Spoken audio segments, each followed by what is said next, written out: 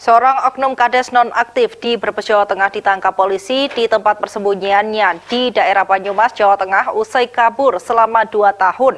Oknum kades Kebon Agung, Kecamatan Jatibarang ditangkap akibat tersandung kasus dugaan korupsi dana desa yang digunakan tersangka untuk pesugihan. Tidak hanya itu, tersangka juga nekat menggadaikan mobil siaga milik pemerintah desa kepada seorang mucikari di sebuah tempat lokalisasi.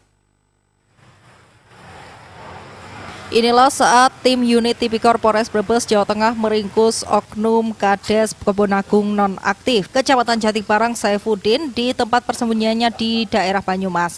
Oleh polisi, kades Kebon Agung nonaktif Saifuddin digelandang ke Mapolres Brebes usai kabur selama 2 tahun pencarian.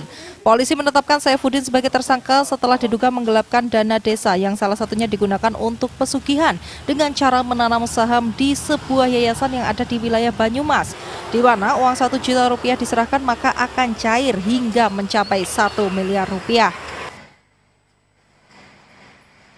Yang jelas itu memang pusatnya ada di Purwokerto. Jadi ketika dia memberikan admin sebesar 1 juta itu dijanjikan akan mendapatkan 1 miliar atau 10 miliar. Kapolres Brebes AKBP Lilik Ardiansyah menambahkan tidak hanya menggelapkan dana desa, tersangka juga diketahui menggelapkan mobil siaga milik pemerintah desa Kebon Agung yang digadaikan kepada seorang mucikari di sebuah tempat lokalisasi yang ada di Kabupaten Tegal. Tersangka diketahui menggunakan dana desa dari tahun 2022 hingga tahun 2024 lalu dengan kerugian negara mencapai 547 juta rupiah. Akibat perbuatannya, tersangka dijerat hingga 20 tahun penjara dan didenda sebesar 1 miliar rupiah.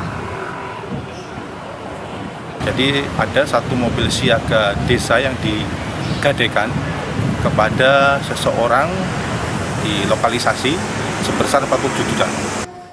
Selain mengamankan mobil siaga milik Pemdes Kebon Agung, Rabu sore polisi juga melakukan penahanan terhadap tersangka korupsi dana desa untuk ditahan di lembaga permasyarakatan setempat. Agus Supramono, Semarang TV.